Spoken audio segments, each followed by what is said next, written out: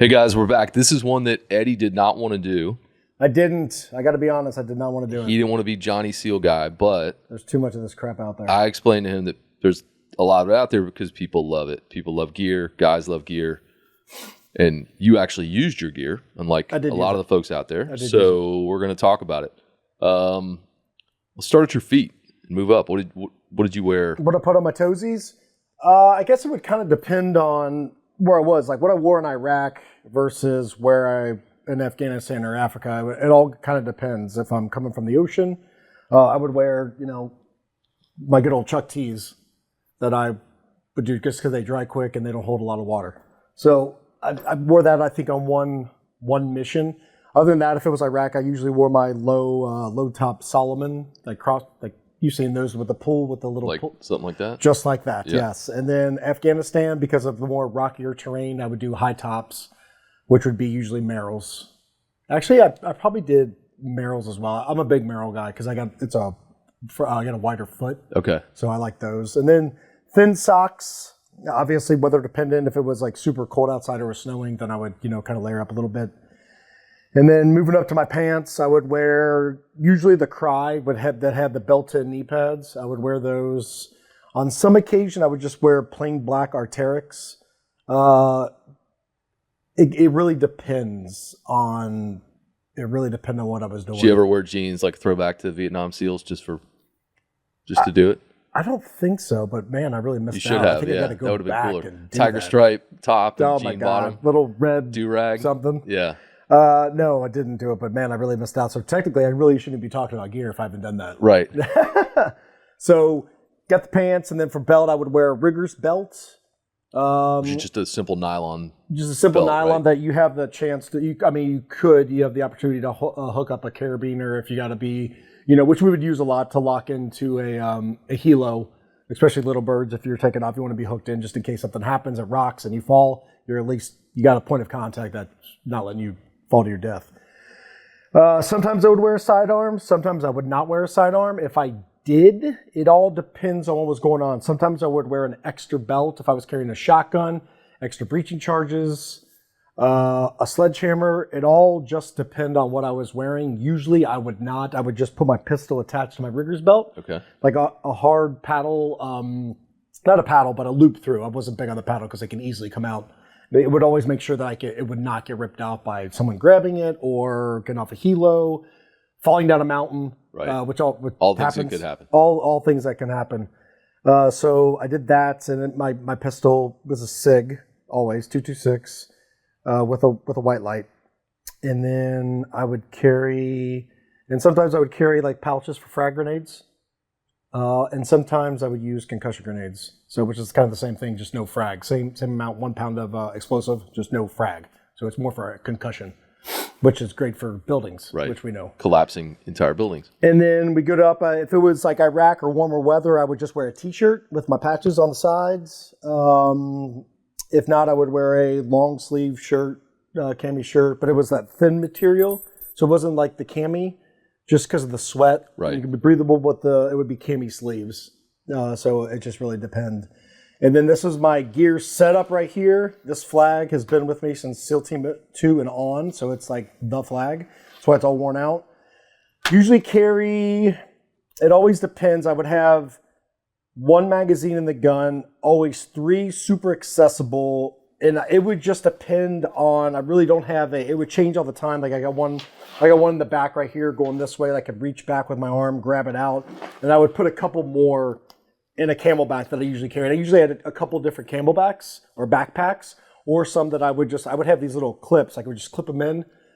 And that would just depend on how many breaching charges I was taking, what kind of breaching charges I was taking, or if I was carrying something else like a sledge instead of no explosives. So it changed a lot. And this is Cry as well, which I love. And that obviously had plates in it. It's obviously have plates. There's no plates. Did you wear side plates? I wore side plates maybe on a couple ops that were really like, okay, this is really a no joke. Like these dudes, there's a lot of dudes and they have a lot of heavy firepower. Otherwise, I wouldn't wear sides because usually I would have magazines stuffed in here. So it would kind of act as a little protection. Okay. So I wouldn't put the side plates. And when you're walking up and down mountains, man, the extra weight, I wasn't a small dude, so I was about 225, 230. I didn't want it. It was a risk that It was my decision. Could it bit me in the ass? Of course. Absolutely it could have, but it didn't. In this, I would always have my screwdriver. I use this thing more than probably anything. Pry open gates, doors, all kinds of stuff, lockers, anything and everything. I'd use it. I don't have it here, but I'd have a fixed blade. I carried a Winkler fixed blade that actually Dom kind of brought into the command. So he had it made. So I that would be here. I had a fixed blade always on me, so it'd be like right here. This pouch, this is my medical pouch. I'd put all my med stuff in here. Easily accessible, so I could get it. I didn't need someone else to help me. Obviously, if my left arm was shot, right, I might have a hard time, but I could still reach around. And my zippers, like this is the stuff that really matters. Like this is when you know a professional, and I'm not, patting myself on the back, but just the way we were trained is you have your zippers to where you can get them if something bad happens. Because if the zippers are back here, my arm's gone, this one's gone, I can't get it. I can't get what I need to stop the bleeding, put on a tourniquet, whatever it is. So that was, and my tourniquet would go, I changed that quite a bit too. So my radio would go into this pocket, and then I would put my tourniquet right here where these rubber bands are. So this would hold this tourniquet right here. Super close. I could get it with either arm, depending if I got nailed in the arm, I could get it right there. I would put breaching stuff in here, initiators, extra stuff for applying it to whatever material was, extra nails for the good old pickaxe, or other stuff that was mission specific. It's kind of my, not a dump bag, but I put just certain things in there that I might need. Extra batteries. That was the kind of random pouch. It's kind of the random, yeah. Odds and ends. You got to have it. You got to have it. I would put, these guys would be in there, my flex cuffs. All right, so these are super cool. You just pull them out, and then these right here would be, if these were actually going on a mission, there's little holes in them. See the little holes? Mm-hmm. You can kind of see the holes right there. I'd put a zip tie or 550 cord, so I would just one tug and it's done.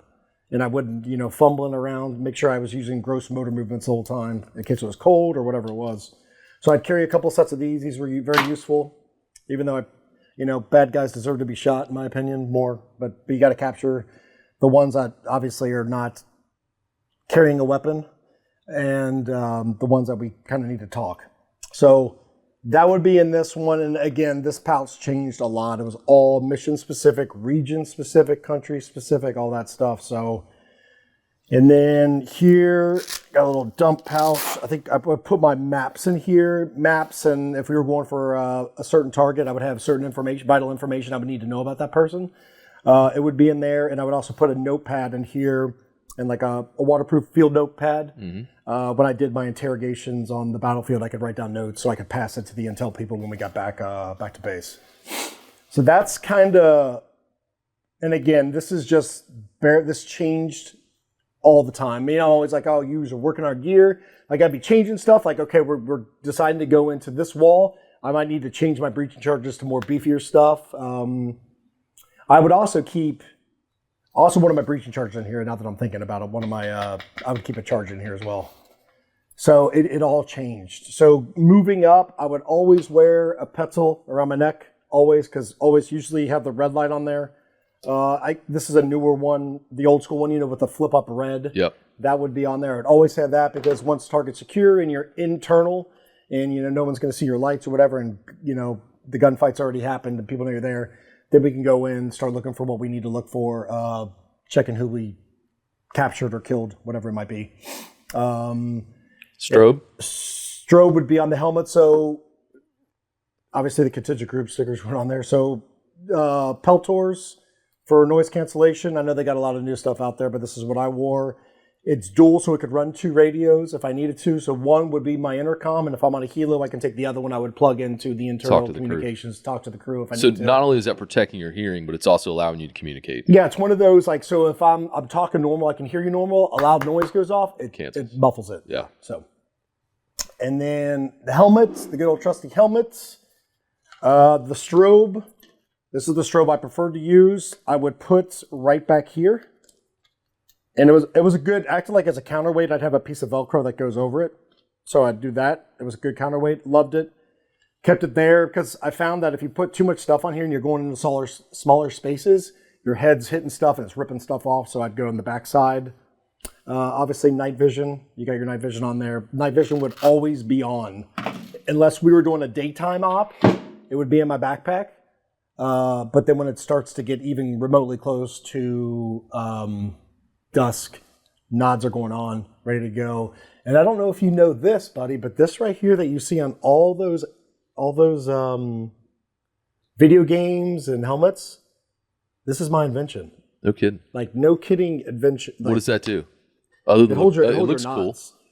So when I realized when we started, like, I'm a very weird, maybe kind of OCD, and it would always shake a little bit, and I didn't want to shake. I want to be tight on my head. So if I'm moving around, free falling, kicking down a door, I don't need stuff banging my eye. Like, I got banged in my eye, black eyes. I just didn't want it. So I just did. They had screws before this, like, this cool like rail system came here. It was just screws. So I took a piece of fabric, I folded it, I put a hole in it. Like, I didn't put a grommet, and then I put the screw through that like canvas, nylon. Like, right. It wasn't 1 inch. It was a thinner than a 1 inch. And then I would attach the bungee, and it would come out, and the bungee was these little hooks from another bungee cord from like an auto store. And then I would put on the night vision, they have 2 little eyelets where you're supposed to be for like a string. I would put those real small like key holders, the spiral ones. Yeah. I'd put 2 on each side, and then I would attach that, and it would just boom. So I introduced that to the command. They're like, this is really good stuff. Let's get this in R&D. And then I went on the outside of the private sector, and then, started doing that.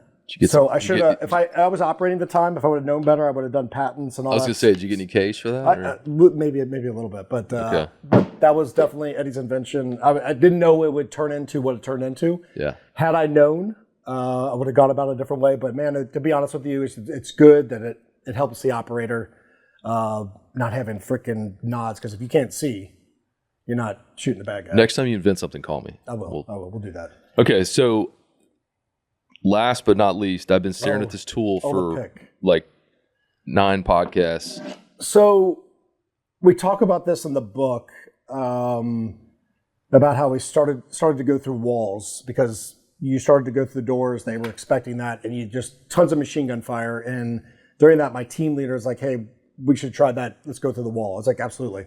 So we went through the wall on the backside, and they got in Afghanistan. They have mud huts, so I couldn't just like adhesive really can't stick to the mud, the dust. It would fall right off. So I'd make these like dog ears, like an extra tab, and I would take nails, and I would take the hammer side, and I would nail them in. And if it was crumbly enough, what I would do is I'd take the pick, and I would kind of pick at it and like pull out some rubble. That's a cool word, rubble. Very awesome. Yeah, and then stuff in my blocks, and it would give me my little hole that I needed to drop in that concussion grenade that we initially talked about, and would make a huge hole that we could get forces in and get bad guys. And that's where the carpet story comes in. Did that thing ever get used for anything else? What was that? Did that thing ever get used for anything else? No, you know what? We're not going to go there. So that's the gear right there. Awesome. Well, I appreciate you doing that. Guys, if you have any questions about gear or anything else, hit us up. And, again, I was forced to do this. I'm telling you. Yeah, I intimidated him. All right. Appreciate it, guys. Take it easy.